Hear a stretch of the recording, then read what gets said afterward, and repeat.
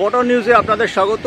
আমি আছি যিনি 365 দিন বাচ্চাদের ফুটবল, ছোটদের ফুটবল নিয়ে কাজ করেন হীরালাল দাসের সঙ্গে।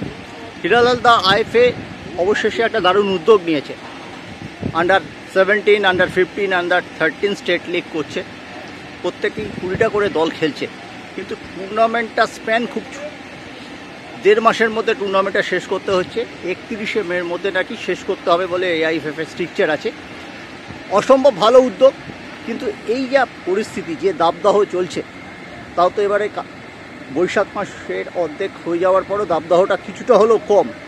এর মধ্যে একদিন অন্তর খেলা, শুধু তাই না, আজকে যদি নদিয়া ডিস্ট্রিক্টে খেলতে হয়, পরদিন হাওড়ায় খেলতে হচ্ছে। আজকে যদি হাওড়ায় খেলতে হয়, তারপর দিন দক্ষিণ 24 পরগনা হচ্ছে, তারপর দিন চুঁচুড়ায় যেতে হচ্ছে।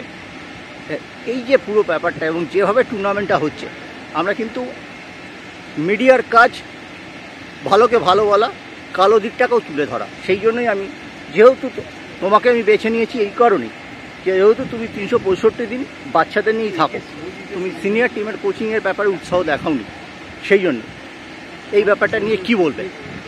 প্রথম কথা হচ্ছে, যখন আমাদের বললো যে আমরা অ্যাকচুয়ালি এআইএফএফ ইউথ লিগে আমরা অ্যাফিলিয়েশন করেছিলাম, তখন 1 স্টার বলে আমাদের নেয়নি, আমার ব্যক্তিগত একাডেমিকে নেয়নি, অনেক কেশব উমা বা আরও অনেক টিমকে নেয়নি।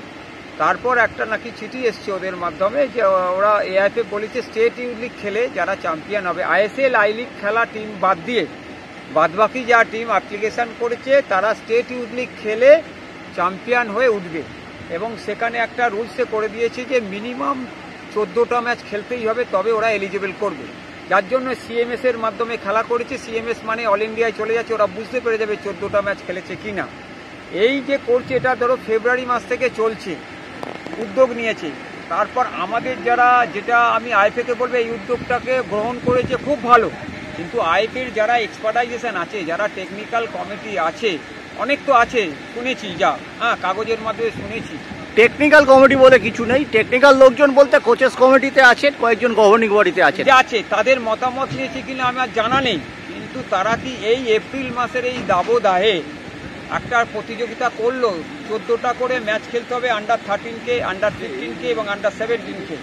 এবার আমি 3টেতেই খেলছি এবং 4টে না 5টা জেলায় খেলাটা হচ্ছে। নদিয়া, 2টো 24 পরগনা, হুগলি, হাওড়া, এই যে পাঁচটা এতে খেলা হচ্ছে, ভেন্যুতে খেলা হচ্ছে, যে যার হোম মাঠ দেখিয়ে খেলা হচ্ছে। তো খেলাটার মধ্যে 14টা ম্যাচ খেলতে গেলে দেখা যাচ্ছে যে একটা ছেলে সপ্তাহে 3টে করে ম্যাচ খেলছে।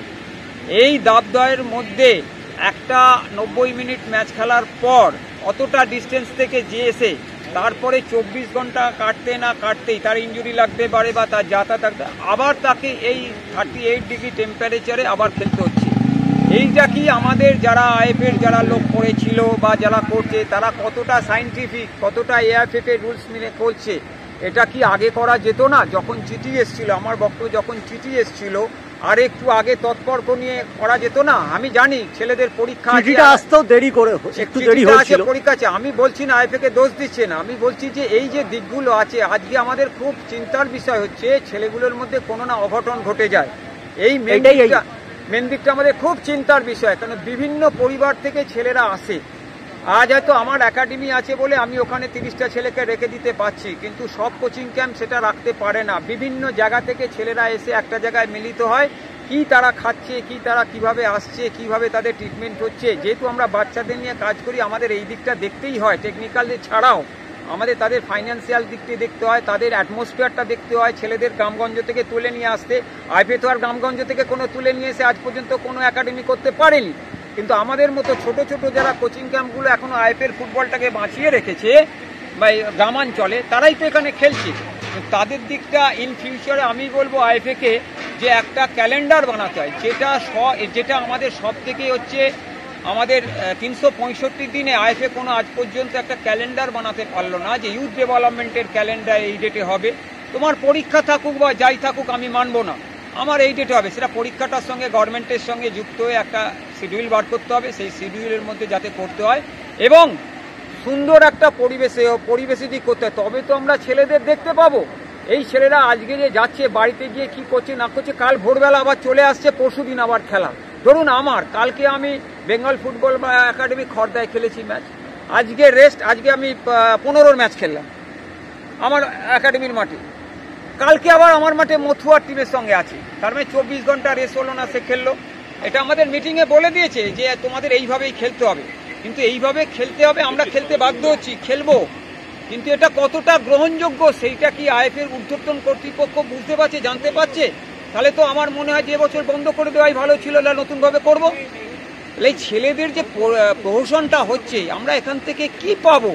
একটা ছেলেকে যদি 7 দিনের মধ্যে 3টে বা 4টে ম্যাচ খেলতে হয়, তাহলে সেই ছেলেটার 13-15 বছর বয়স, 17টা এখনো শুরু হয়নি। এবং ম্যাচগুলো কি 90 মিনিটে? 15-90 মিনিট এবং 13-70 মিনিট, একদম পুরো ঘড়ির কাঁটা দেখে 2:45-এ ম্যাচ আরম্ভ হচ্ছে, কোনো অসুবিধা নেই। ম্যাচের রেফারিও যাচ্ছে, আইএফএর অবজারভার কোনো মাঠে যাচ্ছে, ঠিক আছে, সেটা নিয়ে কোনো আমি বলছি না, কিন্তু এই সময়টা যে বেঁচেছে, সময়টা ওদের বলবে আমাদের কিছু করার নেই, আমাদের 31শে মের মধ্যে আমাদের চ্যাম্পিয়নশিপ বা রানার্সকে টিমের নাম পাঠাতে হবে ওখানে, আর মিনিমাম 14টা না ম্যাচ খেললে। কোন কোন টিম খেলছে যদি একটু বলো? আমাদের খেলছে, ধরো আমাদের আই লিগের যারা অ্যাফিলিয়েটেড ইউনিট ছিল তারা খেলছে, আদামাস খেলছে, আমাদের বিধাননগর খেলছে, তারপর আমাদের স্পোর্টস ফাউন্ডেশন, এসপি ফাউন্ডেশন, সারদান সমিতি, তারপর তোমার ইউনাইটেড স্পোর্টস, মোহনবাগান 11 তারে নাম তুলে নিয়েছে, ইউনাইটেড স্পোর্টস খেলছে, তারপর আমাদের কেশবমুবাতে হুগলি থেকে খেলছে, বিভিন্ন 4টে জেলা থেকে এরকমভাবে খেলছে। ধরো 13-এ খেলছে প্রায় 20টা টিম, 2টো গ্রুপ, 9টা প্লাস তারপরে আরও 5টা ম্যাচ, 14টা ম্যাচ খেলতে হবে, যারা 3টে উঠবে। 15তে সেম, 20টা টিম খেলছে।